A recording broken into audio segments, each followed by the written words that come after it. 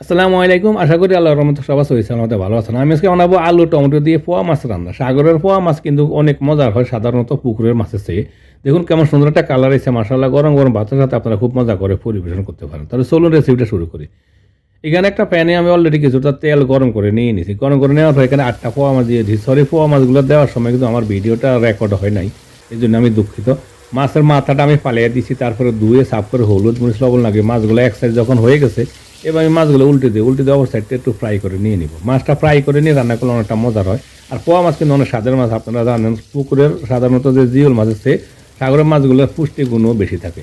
কিছুক্ষণ পর আবার বাকি সাইডটা আমি ফ্রাই করে নিয়ে নিলাম। আমি একটু হালকা ক্রিস্পি করে ফ্রাই করে নিয়ে নিচ্ছি। ফ্রাই করে নেওয়ার পর কিন্তু মাছটা একটু মজা হয়।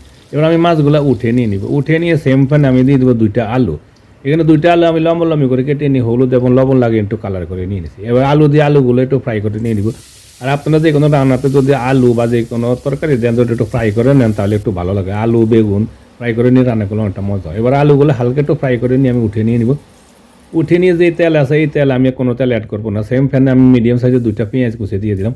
আর পেঁয়াজগুলো আমি বাদামি কালার হওয়া পর্যন্ত একটু ফ্রাই করে নিতে থাকবো। প্রায় 3-4 মিনিট যাবত এবার একটু ফ্রাই করে নিয়ে পেঁয়াজগুলো হালকা একটু বাদামি কালার করে নিয়ে নিয়েছি। এই জন্য আমি এরপরে দিয়ে দিব 1 চা চামচ আদা বাটা আর 1 চা চামচ দিয়ে দিব রসুন বাটা। আদা রসুন দিয়ে আমি আবার 10 থেকে 15 সেকেন্ডের মতো একটু ফ্রাই করে নিব, যাতে করে আদা রসুনের কাঁচা যে একটা গন্ধ থাকে, গন্ধটা দূর হয়। তারপরে দিয়ে দিব হালকা কিছু মশলা।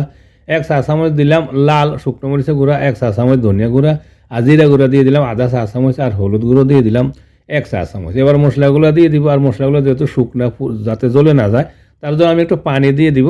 আর পানি দিয়ে আমি মশলাগুলো কষে নিব। আর মশলাটা কিন্তু ভালো করে কষে নিতে হবে, প্রায় 4-5 মিনিট যাবত মিডিয়াম হিটে রেখে মশলাগুলো ভালো করে একেবারে কষে নিয়ে নিচ্ছি। দেখুন একেবারে শুকনো করে কষে নিলাম। এবার আমি প্রথমে দিয়ে দিব আলুগুলো। আলু যদিও আমি ফ্রাই করে নিয়েছি, তারপর আলুগুলো প্রথমে কষে নিব। আর স্বাদ মতো একটু লবণ দিয়ে দিলাম। যতটুকু লবণের প্রয়োজন আপনার পরিমাণ মতো লবণটা দিয়ে দিবেন। এবার আমি একটু নাড়াচাড়া দিয়ে ঢাকনা লাগিয়ে 5-6 মিনিট হাইটে রেখে একটু কষে নিব, এতে করে মশলাটা আলুর ভিতরে ভালো করে ঢুকবো। 5-6 মিনিট আমি একটু ভালো করে কষে নিয়েছি। এর মাঝে কিন্তু আমি একবার নাড়া দিয়ে দিয়েছিলাম।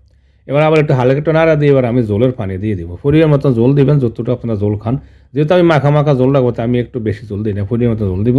আর এই আলু এবং মাছগুলো সিদ্ধ হতে একটু সময় লাগবে, তাই এইরকমভাবে একটা আইডিয়া করে পানি দিলাম। আর পানিটা বলক আসা পর্যন্ত জাল করে নিলাম। পানিটা বলক আসার পরে এবার আমি দিয়ে দিব ফ্রাই করা পোয়া মাছগুলা।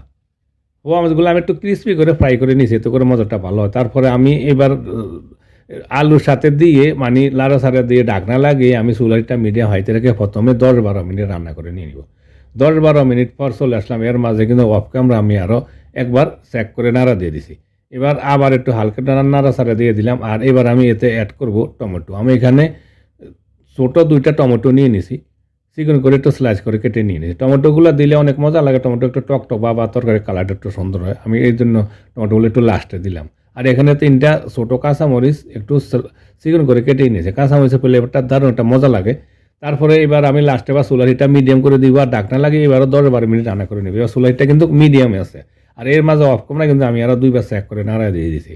আমার অলরেডি আলু এবং পোয়া মাছগুলো নরম হয়ে গেছে। আর টমেটোগুলো একটু চাকা চাকা রাখছি আমি, যাতে একটু খেতে মজা হয়। সব শেষে দিয়ে দেবো ধনিয়া পাতা। আমাদের এখানে এখানে কুয়োতে ধনিয়া পাতা কিন্তু 12 মাস পাওয়া যায়। ধনিয়া পাতাটা দিলে আমার মাছের মধ্যে ধনিয়া পাতাটা দিলে ধনিয়া পাতা গ্রানোটা সুন্দর ভালো লাগে। এবার ঢাকনা লাগিয়ে আরও 2 মিনিট রান্না করে নিব, যাতে করে ধনিয়া পাতাটা একটু নরম হয়ে গলে যায়। 2 মিনিট পর চলে আসলাম, হয়ে গেছে জটফট হবে তৈরি আমার পোয়া মাছ আলু এবং টমেটো দিয়ে রান্না। গরম গরম ভাতের সাথে আপনারা মজা করে পরিবেশন করতে পারেন। এই মাছটা কিন্তু অনেক মজার মাছ, অনেক স্বাদের মাছ, আপনারা অবশ্যই জানেন।